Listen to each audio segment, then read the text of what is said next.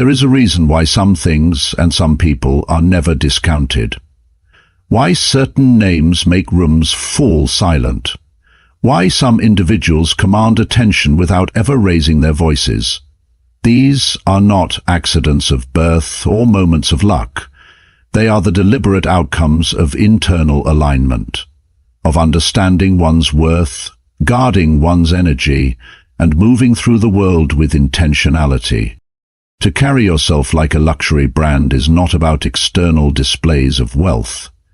It is a psychological stance, a quiet power, a refusal to be anything less than your truest, highest self. Every moment, every day. Today I will walk you through 5 keys to embodying this rare presence. Not to impress others, but to express what already exists within you, waiting to be awakened. To know your value is not simply to think highly of yourself. It is to stand in quiet recognition of a truth so deep it cannot be shaken by opinion, circumstance, or even failure.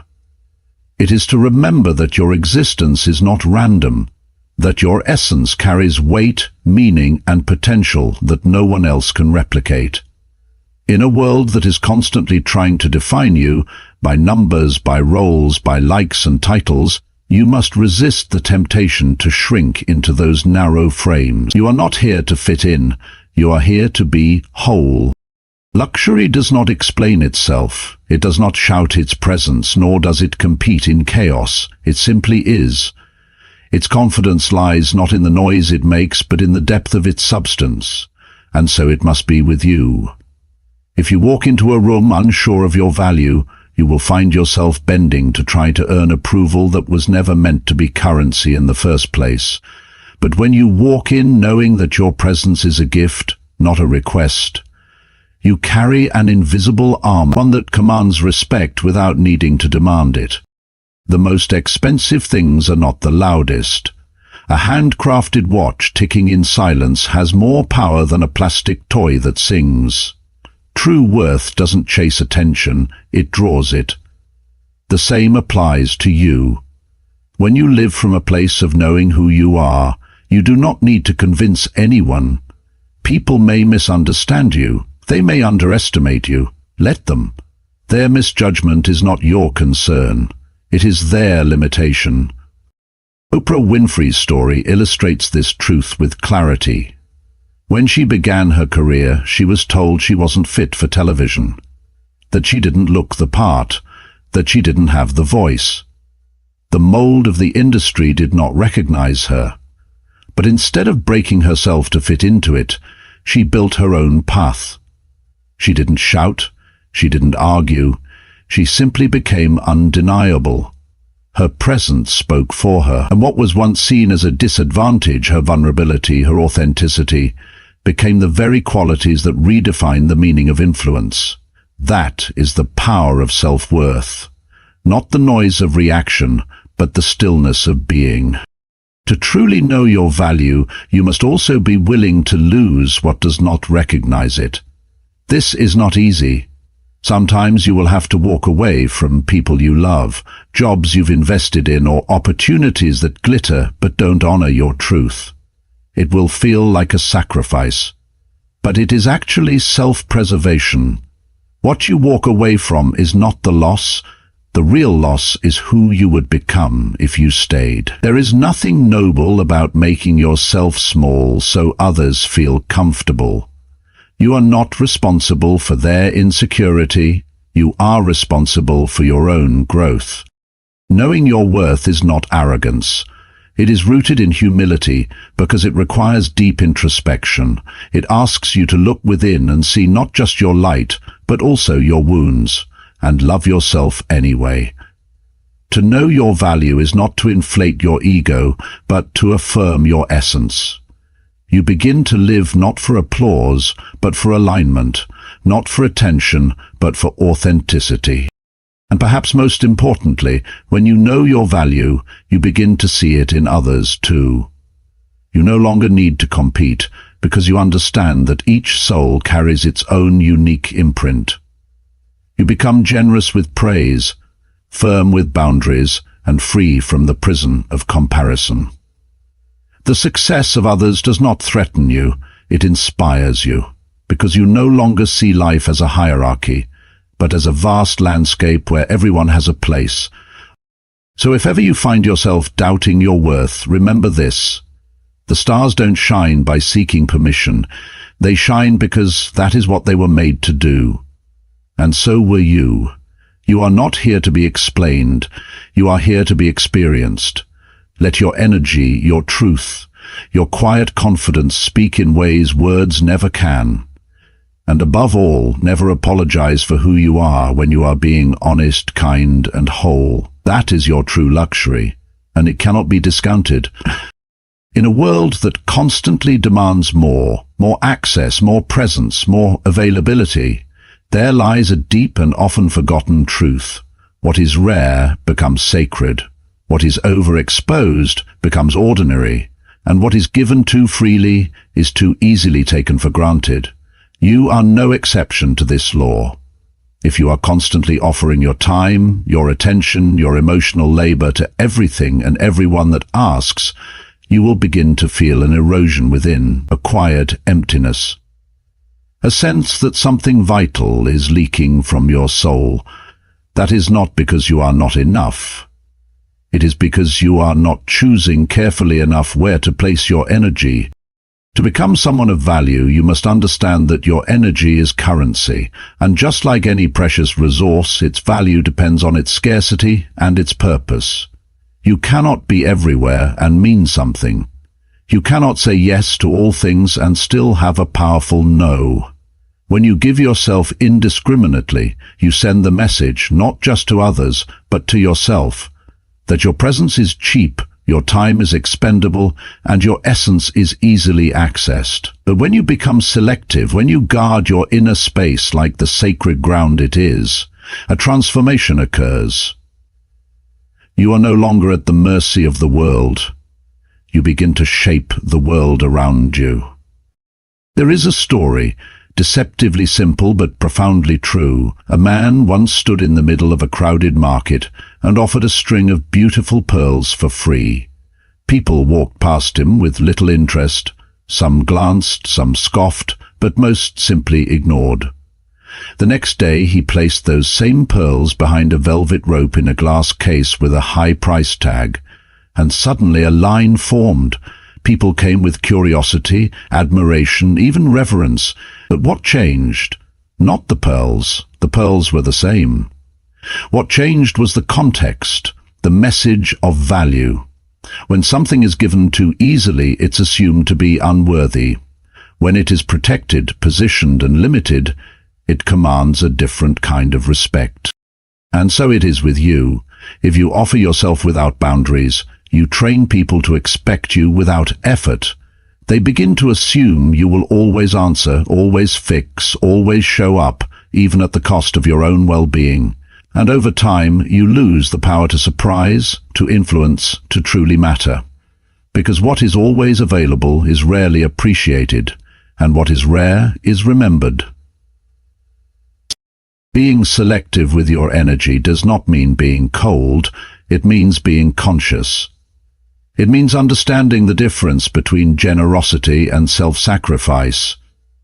You were not born to be drained by every demand that knocks on your door. You were born to create, to love deeply, to contribute meaningfully, and none of that can happen if you are constantly depleted by people and problems that do not deserve the weight of your attention. To live this way, you must be willing to disappoint others.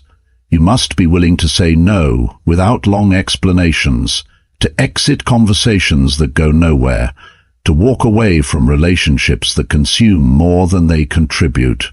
And you must do so not with bitterness, but with clarity.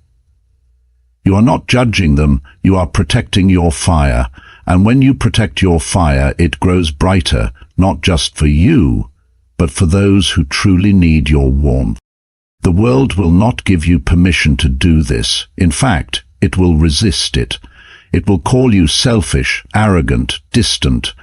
But those voices come from those who benefited from your lack of boundaries. Their discomfort is not your responsibility. Your responsibility is to your soul, and your soul knows when it's being honored or when it's being drained. It is tempting to think that being liked, being seen, being accessible makes us valuable. But this is a trap. You are not here to be consumed, you are here to be experienced. And for that to happen, your presence must carry weight, not just visibility, but meaning. And meaning only arises when it is wrapped in intention, in purpose, in discernment. So begin to ask yourself, who gets my attention? What environments drain me? What patterns leave me feeling less than I am? Begin to draw lines, not as walls, but as sacred gates. Let your yes be sacred, your no be final, and your presence be earned, not because you are better, but because you are worth it. Because the more you honor your energy, the more others will too. Your essence is not infinite, but it is powerful. Treat it like the rarest pearl, and never again offer it on the street. There is a presence that speaks before words are ever spoken. It arrives before you enter the room. It lingers after you leave. It is not created by chance, nor is it the product of trends or mimicry. It is the signature you etch into the world through the consistency of your being. To craft such a presence is not about vanity or surface-level polish. It is about aligning your external self with the depth and truth of your inner world. The most powerful individuals are not those who shout the loudest or shine the brightest in fleeting moments, but those whose very being whispers of depth, clarity, and purpose. In a world overwhelmed by noise, where countless voices compete for attention, true presence is rare, and what is rare becomes powerful. Consider how quickly we recognize certain names, symbols, or energies, not because they've saturated our senses, but because they've remained unwavering in their identity. A luxury brand does not adjust itself for the masses. It doesn't seek to belong in every store, on every shelf, in every crowd. It refines itself. It simplifies, distills, and elevates its core message until even its silence speaks volumes. This is how you must think of yourself, not as a product, but as an identity, carved slowly through self-awareness, discipline, and intention. Your presence is your message to the world. Every gesture, every glance, every word carries the tone of your internal state. When you speak with calm assurance, when your posture reflects stillness rather than anxiety, when your energy is deliberate and contained, people feel it before they can name it. They may not understand why they respect you or listen to you, they simply do. It is not the volume of your voice, but the weight of your silence, not the complexity of your words, but the clarity of your essence. There's a story told of a woman who walked into a room full of powerful men. She said very little, but all heads turned. Her presence was composed, unbothered, fully rooted in who she was. Later, someone asked her what her secret was. She said, "I do not enter a room to be seen. I enter as if I belong." That is the essence of a signature presence. It does not seek permission, it does not need validation, it simply is firm, quiet, and unmistakable. But this is not something you stumble into, it is something cultivated through inner work. It requires you to become intimate with your fears, your desires, your contradictions, to know what energizes you and what drains you, to refine your communication, not just in tone but in timing, to carry yourself not as a reaction to the world, but as an expression of your truth. This is not arrogance, it is alignment. Think of how Nelson Mandela emerged from prison after 27 years. He did not storm out with rage, though he had every reason to. He walked with calm, with grace, with a quiet power that reshaped the energy of an entire nation. His presence had been forged in solitude, through suffering, through years of confrontation with the self. And when he emerged, he did not need to command respect. It followed him like a shadow. This is the power of a cultivated presence. It cannot be given, It must be earned through deep self-mastery. In contrast, observe those who constantly chase attention, who try on different masks for different crowds, who mimic the language of confidence without the depth beneath it. Their presence is not lasting. It may impress for a moment, but it fades quickly because it lacks the roots of authenticity. To be truly magnetic, you must stop reaching outward and begin grounding inward. Who are you when no one is watching? What values govern your decisions? What emotional climate do you bring into a room? Presence is not posture alone, though posture matters. It is not style alone, though style speaks. It is the invisible thread that runs through all your expressions, a consistency between who you are, what you believe, and how you move. When these things align, you become undeniable. You do not need to convince, you do not need to argue, you become a reference point for something others didn't know they were seeking.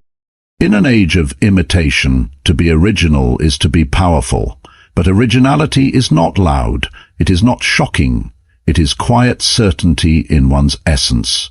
That is your true luxury, not your clothes, your career or your status, but the calm command of someone who knows who they are and doesn't need the world to agree. Cultivate this, live it, and you will not only be remembered, you will be felt. To carry yourself with the aura of a luxury brand, you must understand that true distinction arises not from how the world sees you, but from how deeply you have come to know and refine yourself. The surface may impress, but it is the substance beneath that leaves a lasting imprint. The world may be captivated momentarily by glitter, but it is always drawn back to gravity. And gravity comes from depth. It comes from a soul that has been shaped not by applause, but by silence. Not by convenience, but by confrontation with the self. There is a misconception that to be magnetic, one must focus on the external, the right words, the right clothing, the right associations, but this is a fragile illusion. These things, when detached from inner substance, are merely decoration on an empty vessel. Real presence, lasting influence and quiet power are born from within, from a self that has been polished not for display, but for clarity. Just as a luxury watch is not revered for its outer shine, but for the precision of its internal mechanics, so too must you seek to refine what is hidden, what is private, what is seen only by you. To do this requires courage. It is far easier to sculpt an image than it is to sculpt the soul. To invest in inner refinement means choosing to look inward when things fall apart instead of blaming the world. It means confronting the pain that you have buried, the patterns that sabotage you, and the beliefs that no longer serve you. These internal shadows do not dissolve through avoidance. They dissolve only when they are acknowledged, accepted, and integrated into a new understanding of the self. This is not indulgent, it is essential, because every unexamined wound becomes a silent puppet master, pulling the strings of your reactions, your relationships, your sense of identity. If you do not face your pain, you will project it. If you do not understand your anger, you will leak it into conversations, decisions, and moments meant for peace. If you do not heal, you will harm not only others, but yourself again and again in increasingly subtle and sophisticated ways. Refinement, then, is not a matter of aesthetics, it is a matter of liberation. And it is through this process that emotional intelligence is born. Emotional intelligence is not softness, it is not simply being nice or agreeable. It is the strength to remain grounded in a storm. It is the ability to read your own inner climate so well that you can navigate the storms of others without getting lost in them. Studies have shown that people with higher emotional intelligence are seen as more trustworthy, more charismatic, more effective in leadership and relationship. This is not because they are perfect, but because they are present. Present with their own emotions and present with the emotional reality of others. They do not react blindly, they respond consciously. And in a world that is increasingly chaotic and reactive, this quality is not just rare, it is regal. But emotional intelligence is not something we are born with. It is something